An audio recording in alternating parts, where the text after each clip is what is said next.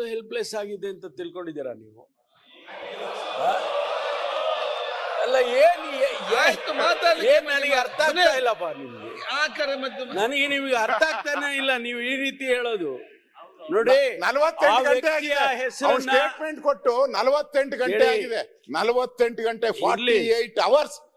ನೋಡಿ ನೀವು ಗೃಹ ಸಚಿವರಾಗಿದ್ರಿ, ಕೆಲಸ ಮಾಡಿದ್ರಿ, ಸರ್ಕಾರದಲ್ಲಿ ಬಹಳ ಪ್ರಭಾವಿ ಗೃಹ ಸಚಿವರಾಗಿ ಕೆಲಸ ಮಾಡಿದ್ರಿ.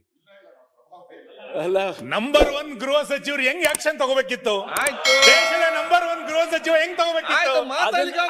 ವಿತಿನ್ ಮಿನಿಟ್ ಅಲ್ಲಿ ಅದು ಅಪ್ಲೋಡ್ ಆದ ತಕ್ಷಣ ತಗೋಬೇಕಿತ್ತು. ಅವಾಗ ನಿಮ್ಮ ನಂಬರ್ 1 ಅಂತಿದೆ.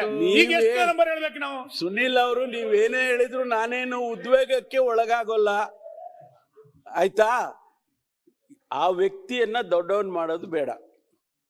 ಆ ವ್ಯಕ್ತಿ ಮೇಲೆ ಈಗಾಗಲೇ 16 ಕೇಸ್ಗಳಿದ್ದಾವೆ. ನಾವು ಖಂಡಿತವಾಗಿ ಅವನಿಗಾಗಲೇ ಕ್ರಮ ತಗೋಬೇಕು ಅಂತ ಸೂಚನೆ ಕೊಟ್ಟಿದ್ದೇನೆ. ಆದಷ್ಟು ತಕ್ಷಣ ಅವನ ಮೇಲೆ ಕ್ರಮವನ್ನ ತಗೊಳ್ಳೋದಕ್ಕೆ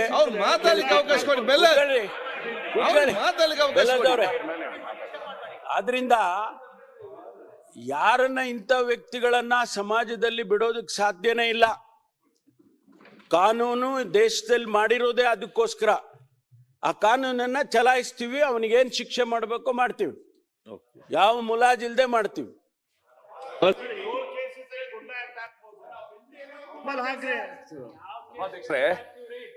ಡಿ ಕೆ ಶಿವಕುಮಾರ್ ಅವರು ಚೆನ್ನಾಗಿ ಗೊತ್ತಿದೆ. ಐ ಥಿಂಕ್ 4 ವರ್ಷದ ಹಿಂದೆ ಸುಳ್ಯದ ಒಬ್ಬ ವ್ಯಕ್ತಿ ಅಂದಿನ ಎನರ್ಜಿ ಮಿನಿಸ್ಟರ್ಗೆ ಫೋನಲ್ಲಿ ಮಾತಾಡ್ಬಿಟ್ಟು ಬಹಳ ಅವನ ಉದ್ವೇಗ ಅಂತ ತೋರಿಸ್ಕೊಂಡ.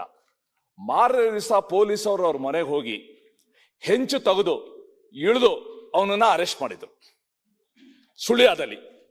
ಆ ಎನರ್ಜಿ ಮಿನಿಸ್ಟರ್ ಅಷ್ಟು ಪವರ್ಫುಲ್. ಅವನು ಮಾಡಿದ ಎನರ್ಜಿ ಮಿನಿಸ್ಟರ್ಗೆ ಫೋನಲ್ಲಿ ಮಾತ್ರ. ಈ ವ್ಯಕ್ತಿ ಎಲ್ಲಾ ಚಾನೆಲ್ಗಳ ಮುಂದೆ ಮುಖ್ಯಮಂತ್ರಿಗಳ ಬಗ್ಗೆ ಈ ವಿಶೇಷಣ ಕೊಟ್ಟು ಇಷ್ಟು ಮರ್ಡರ್ ಮಾಡಿದ್ದಾರೆ, ಕೊಲೆ ಮಾಡಿದ್ದಾರೆ ಎಂದಾಗಲೂ ಕೂಡ ನೀವು ತಕ್ಷಣ ಕ್ರಮ ತಗೊಳ್ಳದೇ ಇದ್ರೆ ಏನು ಸರ್ಕಾರ ಅಷ್ಟು ಹೋಪ್ಲೆಸ್ ಅಂತೂ ಹೆಲ್ಪ್ಲೆಸ್ ಅಂತ ಅನ್ಕೊಂಡಿದ್ದೀರಾ ಅಂತ ನೀವು ಕೇಳಿದ್ರೆ ಹೆಲ್ಪ್ಲೆಸ್ ಅಂತಾನೆ ಅನ್ಕೋಬೇಕು ನಾವು. ಈವನ್ ಆಫ್ಟರ್ 48 hours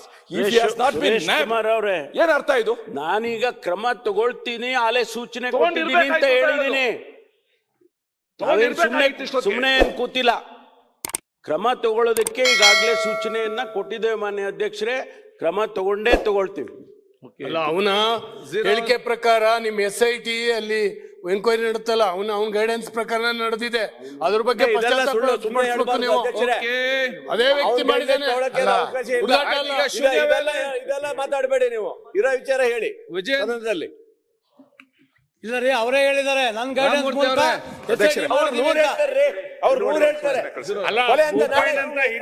ಮಾತಾಡಿದ್ರೆ ಗೋಪಾಲ್ ಕೃಷ್ಣ ನೀವೆಲ್ಲ ಯಾಕೆ ಫಸ್ಟ್ ಕ್ವಶನ್ ಅವರಲ್ಲಿ 1.5 ಗಂಟೆ ಆಗಿದೆ, ಮತ್ತೆ ಅದ್ದು ಮಾತಾಡ್ತೀವಿ. ಬಿಲ್ ಮಾಡಿಸ್ಬೇಕು ಈಗ. ಲೇಟೆಸ್ಟ್ ಹಾಗೂ ಇಂಟ್ರೆಸ್ಟಿಂಗ್ ಸುದ್ದಿಗಳಿಗಾಗಿ ಬಾಸ್ ಟಿವಿ ಕನ್ನಡ ಚಾನೆಲ್ನ ಸಬ್ಸ್ಕ್ರೈಬ್ ಮಾಡಿ. ಹಾಗೆಯೇ ಬೆಲ್ ಐಕಾನ್ ಪ್ರೆಸ್ ಮಾಡಿ. ಇದರ ಜೊತೆಗೆ ಫೇಸ್ಬುಕ್, ಇನ್ಸ್ಟಾಗ್ರಾಮ್, ಎಕ್ಸ್ ನಲ್ಲೂ ಮಿಸ್ ಮಾಡದೆ ಫಾಲೋ ಮಾಡಿ.